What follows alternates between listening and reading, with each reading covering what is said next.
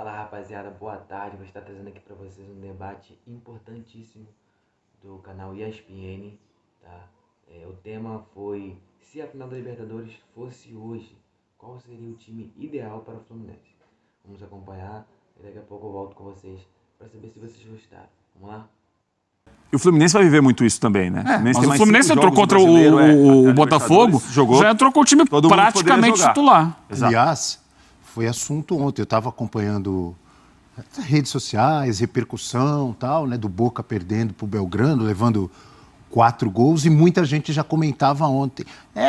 Vocês estão falando que o Boca perdeu, mas o Fluminense também perdeu. O Fluminense também levou 2 gols em 5 minutos no fim de semana. É verdade. Em 2 minutos. Em 2 minutos.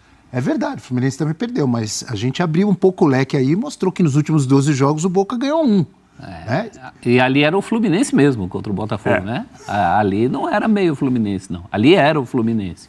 Agora, insisto, para a Libertadores, me preocupa muito mais isso que o Eugênio falou, essa questão do jogo ainda estar longe e a vida estar continuando, do que propriamente os números. O Boca pode ser campeão sem ganhar e sem fazer gol. Exato. Inclusive.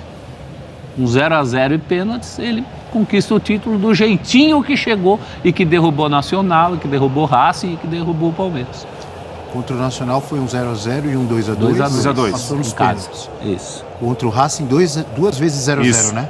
Isso. Contra o Palmeiras, 0-0 e 1-1. Contra o Nacional, pelo critério antigo dos gols fora, teria sido eliminado. Nacional que passaria. Contra o Palmeiras, pelo critério dos gols fora... Foi 2-2 na Bombonera, no segundo jogo, né? E contra o Palmeiras teria se classificado, porque ele fez o gol em São Paulo. Contra o Racing ia dar pênaltis mesmo. Isso já acabou, professor. Como diria Rafael Prats, gol fora, gol qualificado faz parte do passado, professor. Eu acho uma pena, porque eu gostava. Eu gostava também. Eu prefiro assim como eu. Tudo que evitar pênalti para mim é melhor. Mas, assim, a não ser que haja uma grande mudança até o dia 4 de novembro, a tendência é do Almirón tentar repetir muito a estratégia que fez no Allianz Parque.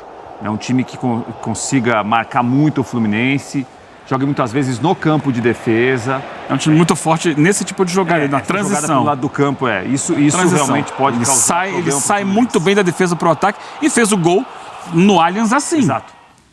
Você consegue sair rápido, explorar espaços que o adversário... E o Fluminense dá espaço. A gente viu contra o Botafogo mais uma vez, né? Então é um time que sabe muito... E o Cavani, ou o Benedetto, mas deve ser o Cavani, voltando para fazer pivô para que outros jogadores cheguem pelo lado. Muitas vezes o próprio Advíncula, né, que sai. Acho que vai jogar com linha de 5. Não jogou contra o Palmeiras com linha de 5, mas acho que contra o Fluminense vai jogar bem. Daqui até lá tem muito tempo.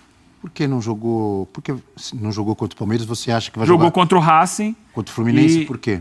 Eu acho que o time do Fluminense é um time que tem, por característica, controlar muito a posse de bola. E gerar muito jogo pelos lados do campo, com associação entre jogadores. Vai faltar um titular nessa linha de 5 do Boca, né? Rojo. O Rojo. Mas aí você tem o Valdez e tem o menino Valentini, que os dois entraram no jogo contra o Palmeiras. Aliás, o Boca manteve a linha de 5 até o final, né? Depois da expulsão ele volta no segundo tempo e adota a linha de 5, o Rojo é expulso e ele mantém a linha de 5 até o término do jogo. Ele não começou assim, começou com linha de 4, mas quando o Palmeiras abre mais um jogador no ataque, ele soma mais um zagueiro, que é o Valdez, e mantém. Quando o Rojo é expulso, ele coloca o Valentino, tira um jogador de frente e mantém a linha de 5. Porque para o tipo de jogo do Fluminense, que gosta muito de trabalhar a bola pelos lados do campo, quando você tem mais um jogador por ali, no caso, um ala, né, você pode fazer esse balanço. Se o jogo for pela esquerda, você traz um jogador a mais por aqui. Se for pela direita, você leva para o outro lado. Você bloqueia mais essa linha de ação do Fluminense, que é a linha de defesa ali do Boca, no caso, porque fatalmente será um jogo marcado por ataque contra a defesa. Fluminense com muita posse de bola, que é a característica do Fluminense, o Boca com pouca posse de bola, se defendendo e tentando sair no contra-ataque. O jogo vai ser esse. E eu não tenho assim uma convicção que o Diniz, por exemplo, repetiria no dia 4 o time que começou contra o Botafogo. Não sei se o John Kennedy está tão garantido para começar. Por mais que a gente imagine um jogo de um time com a bola muito em cima de um time que tem uma proposta para se defender, para sair em contra-ataque, contra o Botafogo, e o Botafogo joga com muita rapidez, jogou com muita rapidez quando retomava a bola, tinha muito campo para o Fluminense tentar defender.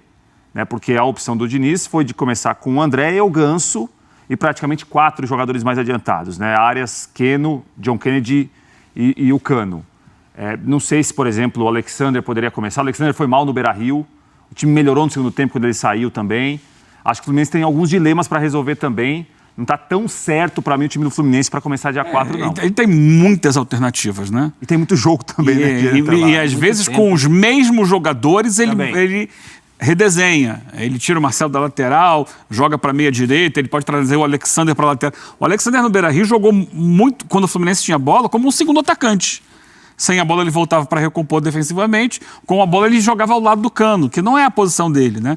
Mas são jogadores que se movimentam muito, então ele pode redesenhar o time várias vezes. Bem, daqui até lá tem muita história, mas é um Fluminense que pode, não acho que começaria uma final de Libertadores desse jeito, mas pode, por exemplo, tem feito isso em segundos tempos de vários jogos, começar com o André na zaga.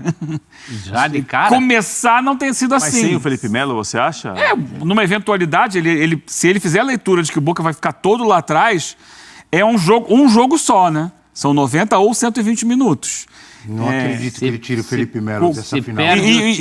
Felipe Melo não acredito que comece assim. Mas vamos lá, só para repetir. Qual é a grande questão? O Palmeiras reclamou disso e vai ser de novo no Maracanã. O Boca vai matar todo o tempo possível.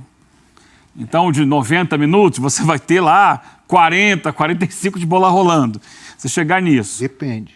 Que tal um gol do Fluminense nos primeiros 10 minutos? Aí é uma outra circunstância. Aí acabou a cera. Mas a perspectiva do jogo é o Boca muito fechado, difícil você furar o bloqueio. Então, se você começa com um time um pouco mais tradicional, você pode perder tempo. É isso. Mas tem perder tempo no jogo.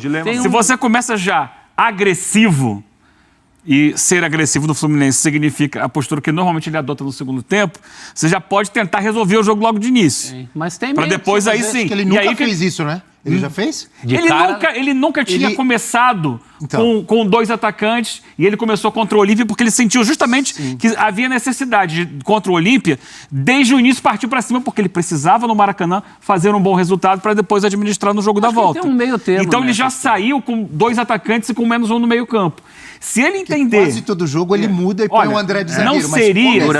Durante na necessidade. Não seria para mim uma loucura, conhecendo como a gente conhece, o espírito ousado do Diniz, se ele numa final já começasse com o André na zaga e um meio-campo mais agressivo e 2 atacantes e vão pro jogo.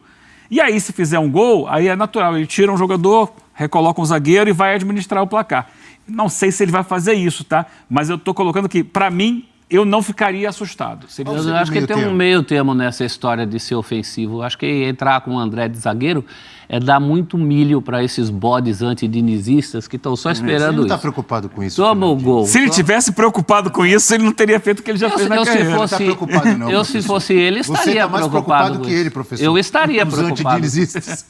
Eu estaria preocupado com isso. Como técnico da seleção brasileira, ele tem muito a perder. Ele pode ganhar o jogo com 2 atacantes, com um atacante a mais na frente, como fez contra o Olímpia. Não precisa botar o André de zagueiro. Eu acho que essa situação... Ele gosta, hein? O que eu acho só disso futebol é assim, você tem que ter sempre alternativas no banco, né? E você precisa ter capacidade de tornar o seu time mais ofensivo ou mais defensivo de acordo com as necessidades. Se você já começa com o máximo de ofensividade, você não tem nada novo para algum momento da partida. Mas aí é a leitura de cada um. Eu entendo, você lembra que no dia aqui eu falei, se fosse o Diniz entraria com o Kennedy, e o Kennedy não estava, naquele momento, em nenhuma das prévias de escalação. E ele entrou com o Kennedy porque ele entendeu que o Olímpia vem com uma linha de 5, eu preciso de 2 jogadores espetados para ter mais presença diária. E acabou funcionando. Não foi isso. É que ele ouviu você falar. Não, claro que não. Claro que não, Roberto. Essa situação ele tem o que eu fico tentando é entender a cabeça dele, claro. E por isso que eu digo que, para mim, não seria uma surpresa se ele fizesse isso. Não estou dizendo que ele vai fazer, mas é cada vez mais corriqueiro para o Fluminense usar o André como zagueiro, como ele fez com 28 minutos contra o Botafogo. Essa situação é muito parecida com o jogo com o Olímpia, guardadas as proporções de que o Boca é melhor time que o Olímpia. Chegou mais longe que o Olímpia e tem até mais possibilidade de ferir o Fluminense do que o Olímpia. Tinha. Eu acho uma situação parecida. Se ele entrar com um atacante a mais ali, eu já estou satisfeito. Tenho duas lembranças. Uma delas é que a final é 4 de novembro, sábado, às 5 da tarde, com transmissão ESPN e Star Plus. Fluminense e Boca Juniors, você vai ver. Então, rapaziada, esse foi o vídeo. Espero que vocês tenham gostado. Teve algumas coisas que eles falaram ali que eu não concordo muito, né? Ter que começar com o André como zagueiro. Eu acredito que o Diniz não vai fazer isso. Acredito que o Diniz não vai mexer no time que conseguiu chegar até essa grande final da Libertadores. Acredito que o Diniz não vai tirar o Felipe Melo. Acho que o Diniz vai mexer sim no Ganso. Acredito que o Fernando Diniz vai tirar o Ganso. Acho que o Ganso não vai começar jogando. Por mais que eu não seja a favor das vaias que estão sendo pro Ganso. Sei que ele não está no momento bom. Já teve melhor. Mas vaiar nesse momento é um pouco complicado, né? Estão na final da Libertadores e o Ganso tem muito mérito pelo Fluminense estar onde está hoje. Então, acredito que o Fluminense, se for de mexer, vai mexer mais na parte do Ganso. Vai tentar colocar o John Kennedy para jogar, porque o time do Boca Juniors é um time que joga um pouco mais recuado, vai querer jogar mais no contra-ataque. O time do Palmeiras jogou muito mais do que o time do Boca Juniors. O Boca Juniors achou um gol, um contra-ataque, onde uma saída praticamente errada do time do Palmeiras. Então, acredito que o Diniz não vai fazer grandes substituições. Então, esse foi o nosso primeiro vídeo. Espero que vocês tenham gostado do vídeo. E se gostaram, deixa um like, compartilha e deixa um comentário. Tamo junto.